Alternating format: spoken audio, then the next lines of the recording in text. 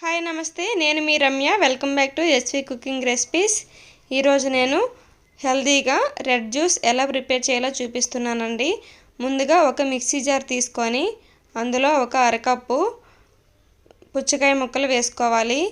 తర్వాత అరకప్పు క్యారెట్ ముక్కలు వేసుకోవాలి. తర్వాత అరకప్పు బీట్రూట్ ముక్కల్ని వేసుకోవాలి. వేసుకున్నాక ఇప్పుడు అరచెక్క నిమ్మరసం పిండుకోవాలండి.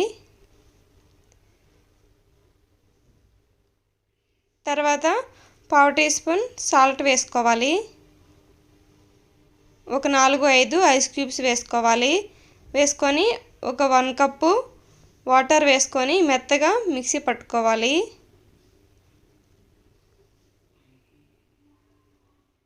ఇలా మెత్తగా మిక్సీ పట్టుకొని వడకట్టుకోవాలండి. ఇప్పుడు ఈ జ్యూస్ని సర్వ్ చేసుకోవడమే. అంతేనండి, రెడ్ జ్యూస్ రెడీ అయిపోయింది. ఇప్పుడు చల్లగా తాగేయడమే. ఈ రెసిపీ మీకు నచ్చినట్టయితే నా ఛానల్ని సబ్స్క్రైబ్ చేసుకోండి. Thank you for watching.